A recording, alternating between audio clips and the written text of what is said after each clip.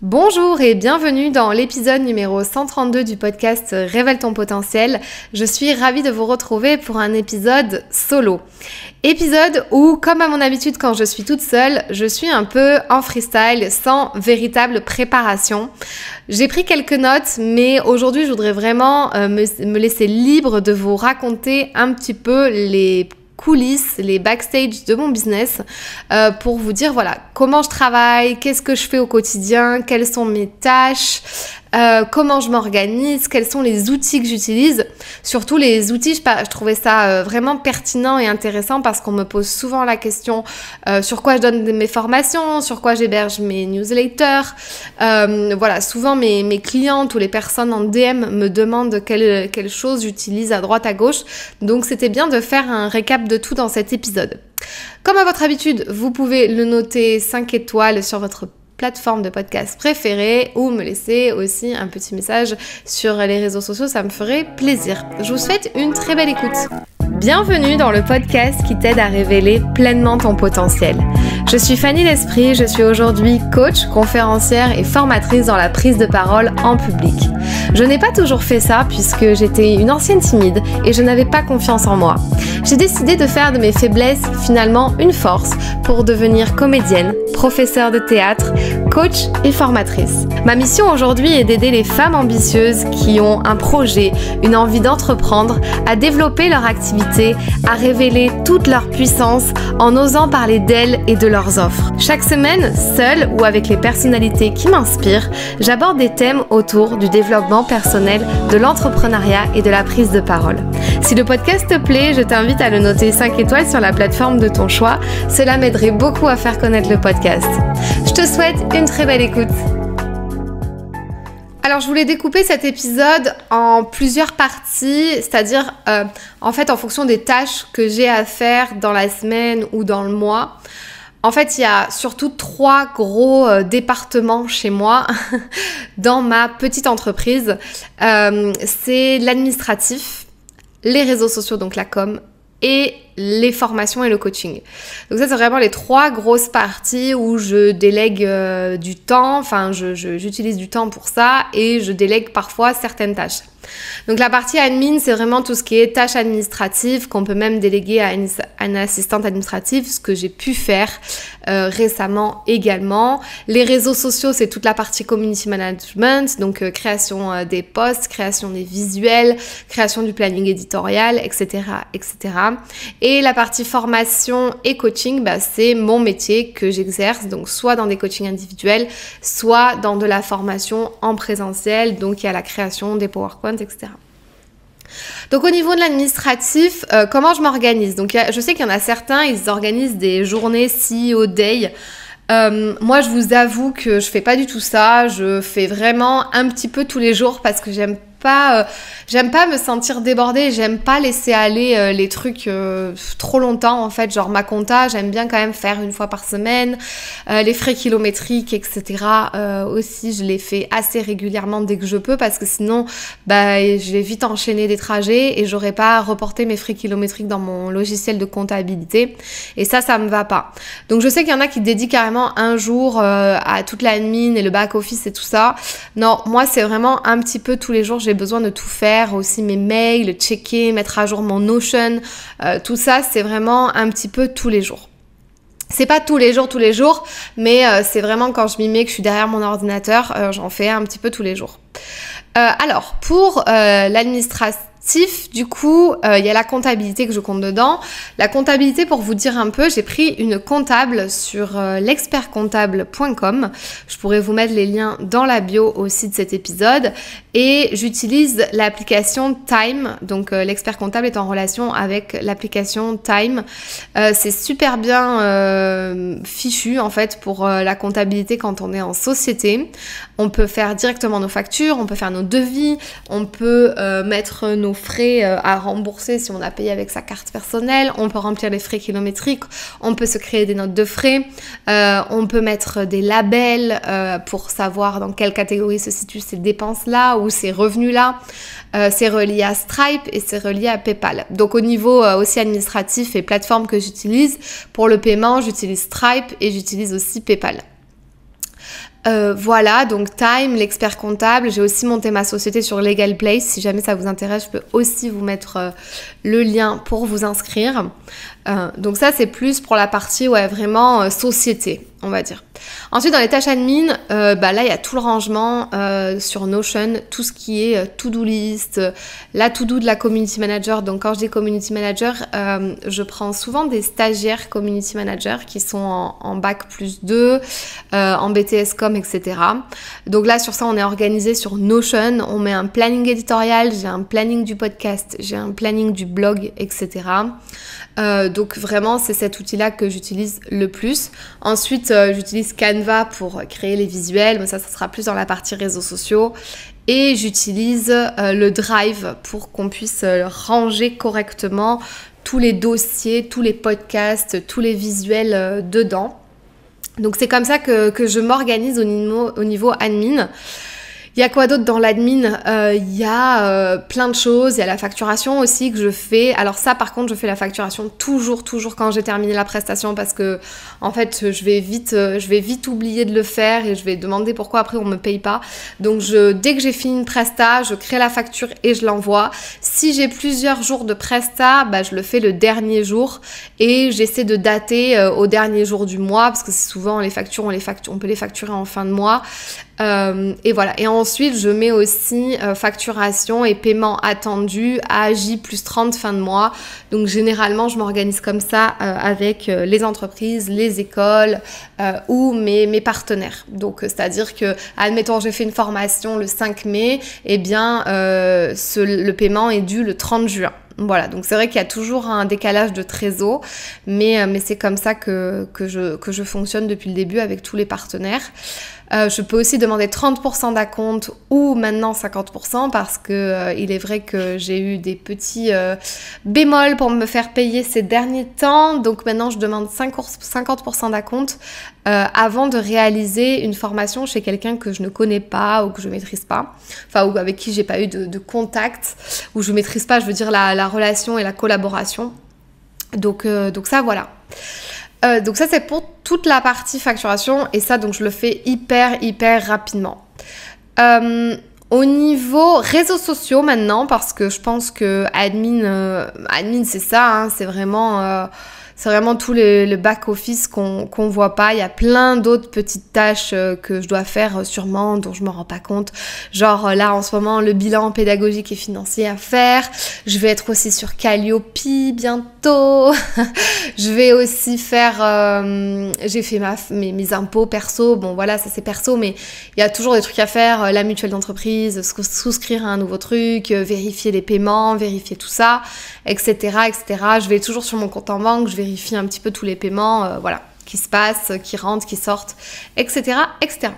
Les réseaux sociaux, alors là, c'est une organisation qui est aussi un petit peu tous les jours, sauf que c'est le truc que la créa de contenu en fait et créer les visuels et tout, c'est vraiment ce que j'aime pas trop faire. Vous pensez peut-être l'inverse, mais en fait moi c'est pas du tout ce que j'aime faire, la créa de contenu et tout, créer des visuels et tout ça, c'est pas du tout dans ma zone de génie. Donc souvent c'est une community manager qui le fait, mais si c'est moi qui le fais, c'est moi qui le fais, hein, voilà, hein, c'est moi qui fais les reels et tout ça. Donc ça franchement... si vous avez pu suivre mon actu ces dernières années et tout ça, en gros, je m'étais infligé un rythme, genre 3 posts par semaine, il fallait faire le podcast tous les jeudis, etc., etc. Donc le podcast tous les jeudis, ça c'est toujours d'actualité, mais par contre les 3 posts par semaine, il n'y a pas 3 posts par semaine, s'il n'y en a pas, il n'y en a pas, s'il y en a, tant mieux. Mais en gros, j'ai arrêté de m'infliger trop de rythme et trop de stress par rapport à ça, parce que ça me stressait vachement, sachant que j'avais pas que ça à faire, vu que j'étais beaucoup en présentiel et je donnais des formations. Il y a eu des semaines où je donnais genre 4 formations ou des conférences dans la semaine. Quand t'as 4 formations, 4 jours de formation, enfin, ou genre 2 jours de formation, plus 2 confs et des afterwork et des machins, à quel moment t'as le temps de faire de la créa de contenu, quoi. Donc en fait, je me suis dit, Fanny, stop, on va arrêter de s'infliger le truc à travailler à minuit. C'est fini. Donc clairement, j'ai un planning édito, mais qui va plutôt de semaine en semaine. Je prépare pas genre 6 mois de contenu à l'avance. J'ai plein d'idées, j'ai un tableau avec plein d'idées donc dans Notion. Dans le planning édito de Notion, il y a vraiment tout plein d'idées que je peux utiliser et prendre à des moments où j'ai pas trop d'inspi. Donc voilà, je m'organise à peu près comme ça, mais j'ai pas genre, je réserve pas une journée entière pour faire toute ma création de contenu pour les 6 prochains mois. Non, ça je fais pas du tout. Je fais vraiment, j'ai besoin d'avoir un contenu qui est authentique, qui est là, qui est présent dans ma tête en ce moment. Donc de semaine en semaine, je trouve que ça me correspond plus, sachant que j'ai toujours des actus. Dans les actus, en ce moment, je participe au bundle Level Up de Virginie Chastel et du coup, donc forcément, en story, je parle que de ça, en newsletter, je parle que de ça. En juin, je vais participer à un sommet. J'ai participé à un sommet en début d'année. J'ai toujours une conférence. J'ai toujours un truc qui se passe. Donc en fait, à un moment donné, on se noie dans trop d'informations, trop de posts, trop de stories, trop de machins. Je sais que ça revient de temps en temps. On me le dit, Fanny, des fois, on se perd un peu avec tout ce que tu fais. Une chose à la fois, bien évidemment. Et donc du coup, c'est pour ça que je prends pas forcément non plus trop le temps de faire de la création de contenu parce que j'ai toujours une actu à partager, j'ai toujours un truc à dire. Voilà, donc ça c'est à peu près pour les réseaux sociaux sur comment je m'organise. Donc j'utilise Canva.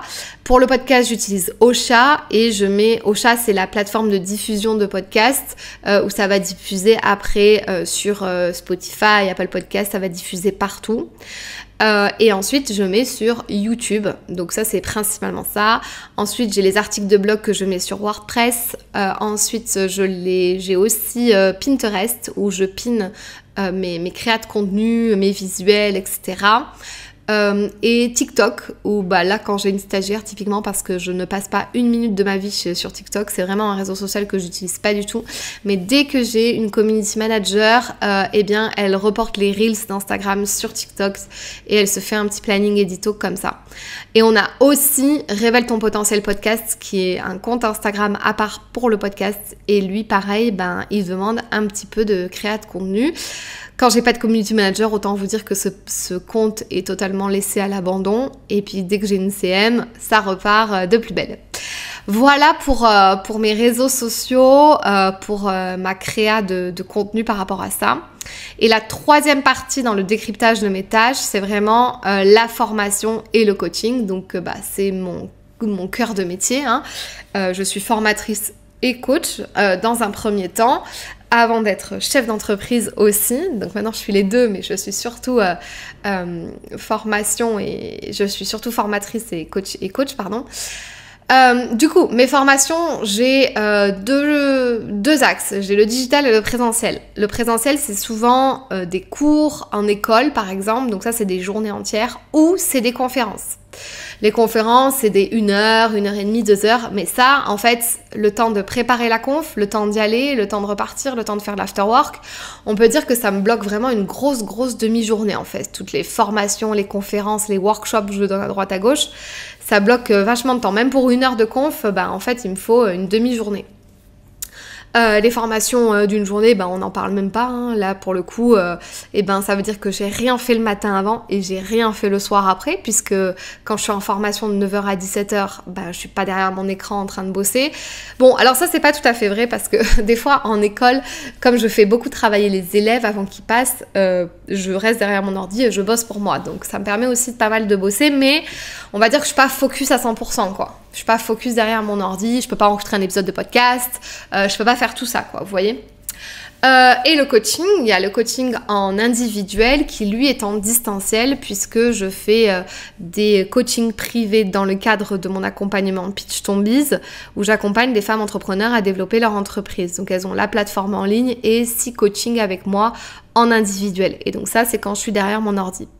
Il y a aussi une tâche que je fais très régulièrement, donc quasi chaque semaine, c'est la correction des pitchs et des offres. En fait, j'ai ma petite offre qui s'appelle « Corrige mon pitch » et là, je rentre des nouvelles clientes, enfin des nouveaux clients, parce qu'il y a aussi des hommes dans cette formation, très régulièrement, dans le sens où j'interviens dans des académies, en workshop et en masterclass. Et derrière, certaines personnes souscrivent à l'offre « Corrige mon pitch » pour que je puisse corriger leur pitch. Et j'ai tout le temps des pitchs à corriger, voire un par semaine, on va dire. Plus les clientes qui sont dans Pitch ton Biz, où là aussi je corrige leur pitch et leurs offres aussi en même temps. Donc ça fait partie de mes tâches de la semaine où je passe un petit peu de temps sur la correction et sur le customer care, donc faire le call avec mon client ou faire le coaching, corriger les pitchs, corriger les offres, corriger aussi les pages de vente de mes clientes, corriger les freebies quand elles me les envoient, qu'elles en ont fait, etc., etc. Je corrige pas mal de choses sur ça, donc j'ai pas mal de suivi à faire au niveau de mes clients. Et aussi parfois ce qu'on me demande en école de commerce, c'est de faire de donner des notes, de mettre des évaluations. Donc pareil, ça prend du temps dans la semaine. En fait on s'en rend pas compte, mais il y a plein de micro-tâches comme ça qui peuvent prendre 15 à 20 minutes ou même 30 minutes, voilà, pour la correction d'un pitch ou des offres. Mais c'est des tâches qu'on se rajoute au fur et à mesure de la semaine. En global, ma semaine est dessinée tout autour de ce qui va se passer en présentiel, beaucoup. Donc, c'est-à-dire qu'en présentiel, dès que je sais que j'ai des jours en présentiel, je bloque les autres jours pour bosser sur des tâches admin, pour enregistrer des podcasts, pour avoir des interviews de podcasts avec des interviewés, etc., etc. Donc, en fait, ça part quand même un peu du présentiel de tout ce que je vais avoir pour dessiner le reste de ma semaine. Sans oublier que, on va pas se le mentir, on va pas se le cacher, je suis à mon compte, je m'organise vraiment comme je veux, et surtout depuis 1 an maintenant, j'ai pas vraiment, je suis pas là à 6h du mat en train de bosser, et le lundi au vendredi, enfin c'est pas vraiment le concept que j'adore le plus, puisque j'ai voulu sortir du salariat, pas pour faire du lundi au vendredi 9h-17h. Alors c'est ce que je fais un peu, mais je suis quand même un peu en freestyle. Mais genre, je vous donne un exemple, jeudi, je vais aux ongles à 14h et j'ai un massage drainage lymphatique à 16h. Donc en fait, à un moment donné, voilà, et samedi, peut-être que samedi je bosserai, samedi matin par exemple, ou vendredi soir. Mon compagnon, lui, il bosse le soir, donc clairement, les soirs, je continue à bosser, j'écoute des podcasts, je fais des petits trucs, je fais des montages, je fais des choses comme ça. Ah oui, j'ai quand même oublié un gros truc dans les réseaux sociaux, c'est que je fais les montages encore de mes épisodes invités. Faut savoir qu'un épisode de podcast, il va me prendre on va dire une interview, il va me prendre une grosse demi-journée. Il y a 1 heure d'interview, il y a envoyer le message avant, discuter avec l'interviewé, lui expliquer le concept du podcast, etc. Ensuite, il y a faire l'interview, 1 heure, et ensuite, il y a le montage, plus créer les visuels. Donc, les visuels, bon, clairement, c'est pas moi qui les fais la plupart du temps, mais quand c'est moi qui les fais, voilà, ça prend une grosse demi-journée. Donc ça, c'est des choses que j'aurais pu déléguer, que j'ai pas voulu encore déléguer pour plein de raisons. Notamment, c'est que, je sais pas, le podcast, c'est quand même un peu mon bébé. Donc du coup, je suis un peu exigeante sur le montage dans le sens où je cut un peu tous les E de mes invités, par exemple. Puis après, il y a des trucs que j'ai envie de garder moi, quoi. J'aime bien mettre ma petite musique aussi avant qu'elle soit bien au bon endroit, etc. Bon, après, quand j'ai une community manager, c'est vraiment elle qui fait le montage, hein, bien évidemment. Mais quand j'en ai pas, c'est vrai que ça reste quand même moi. Donc ça, c'est une grosse partie, ça me prend une grosse demi-journée. Donc clairement, dans la semaine, quand j'ai 2 jours de formation, un podcast qui sort, et voilà, clairement, la semaine, elle passe hyper vite. On est d'accord, je pense qu'on vit tous plus ou moins la même chose. Et ensuite, il y a aussi la partie prospection, communication, parler avec des gens. Et ça, pour ça, moi, j'alloue beaucoup de temps à parler avec les gens. Je suis Miss Network. Pour ceux qui me connaissent, vous le savez, je connais tout le monde. Je connais pas mal de gens à force. Du coup, c'est vrai que je passe énormément de temps dans les after-work, dans les déj, je suis toujours en train de me balader. Mais ça, pareil, ça prend du temps, en fait. Quand t'as un after-work à 18h, tu pars à 17h de chez toi, donc t'arrêtes de travailler, etc. Et en fait, je passe mon temps à droite à gauche, peut-être un peu trop d'ailleurs, je devrais me remettre en question. Bon, aujourd'hui, j'ai souscrit à un nouveau réseau d'entrepreneurs, donc c'est pas aujourd'hui que ça va changer, mais voilà. Par exemple, ce nouveau réseau d'entrepreneurs, ça va être tous les jeudis midi. Donc je sais que de 11h30 à 15h, déjà je bosse pas. Parce que de 11h30 à 15h, il faut il faut aller faire le réseau d'entrepreneurs et il faut rentrer chez soi, quoi. Sachant que, à mon avis, ce qui va se passer, c'est qu'à 14h, quand je vais sortir du réseau d'entrepreneurs, je vais avoir la super flemme de rentrer chez moi avec le beau temps et tout et de me réenfermer pour bosser de 15h à 18h, sachant qu'à 15h, moi, je suis pas du tout la meuf la plus productive de la Terre. Je pense que toujours à ce moment-là, j'ai besoin un peu d'une pause. Je suis plus productive vers 17h, on va dire, quand ça commence à revenir là. Et en fin de soirée aussi. Mais du coup, je sens bien le truc que les jeudis midi, en fait, j'irai me boire un café, bosser peut-être un peu en terrasse, machin. Mais on n'est pas archi productif. Voilà, donc en fait, il y a cette partie-là qui me prend aussi énormément de temps, que j'ai mis un peu dans rien, parce que c'est plus la partie commerciale et prospection. Ça peut être justement ma 4e partie, mon 4e découpage. C'est tout ce qui est commercial, after work, discussion, réseau, déj, etc. Et après, au niveau de la prospection, honnêtement, j'y alloue pas du tout de temps. J'y alloue 30 minutes par semaine, on va dire, à envoyer des mails ou des messages sur LinkedIn pour potentiellement avoir des futurs deals. Mais clairement, non, j'y alloue pas beaucoup de temps. J'ai plus une strate de créa de contenu sur les réseaux, donc créer un post LinkedIn, etc. pour me faire voir, que envoyer 10 messages de prospection LinkedIn par jour. Clairement, ça, je le fais plus. Et on vient naturellement à moi aujourd'hui, donc forcément, l'un dans l'autre, il y a des choses que je fais moins, du genre cette prospection-là. Pour les outils que j'utilise à tous ces niveaux-là, donc il y a sur la formation et le coaching, donc ma formation en ligne, elle est hébergée sur Podia. J'en suis très contente, mais en ce moment, tout le monde me dit « Mais pourquoi t'es pas sur Thrivecart ?» Thrivecart, c'est un lifetime access, donc une fois qu'on l'a acheté, on l'a à vie. C'est vrai que Podia, je paye 39$ par mois et je vais devoir upgrade là d'ailleurs, puisque j'ai atteint le nombre maximal d'apprenants sur les 39$ par mois, donc je vais devoir upgrade. Donc je pense que je vais payer plus. Et c'est vrai que si je paye 600 balles avec Thrivecart, je l'ai à vie et donc j'aurai rentabilisé mon abonnement comparé à Podia. Ensuite, j'utilise MailerLite pour tout ce qui est newsletter. Donc je suis très très contente de cette plateforme. J'adore MailerLite, c'est trop bien, trop facile d'accès, enfin tout est simple, enfin moi j'aime bien, en tout cas je trouve que quand on l'a bien pris en main c'est simple. MailerLite j'ai payé, je crois que j'ai payé à l'année, j'ai payé un truc comme 140 balles, je sais pas, 150 balles à l'année, je sais plus, ou 180, je sais plus, quelque chose comme ça. En fait on en paye quelques-uns des trucs si vous voulez aussi savoir tout ce que je paie par exemple. Il y a Notion, donc quand on a un seul espace je crois que c'est 10$, quand on en a deux c'est 20, enfin voilà c'est 10$ par espace. Il y a MailerLite, il y a Google Workspace où j'utilise maintenant Google Meet. J'ai arrêté Zoom et je suis tout sur Google Meet maintenant, mais Workspace pourquoi? Parce que du coup j'ai l'hébergement de mon site aussi. J'ai quoi d'autre comme dépenses? J'en ai pas mal, hein. J'ai Ocha à l'année.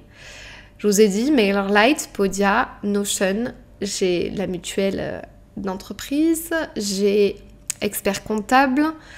J'ai Riverside aussi, je suis passée à un abonnement premium sur Riverside, je crois que c'est 17€ par mois.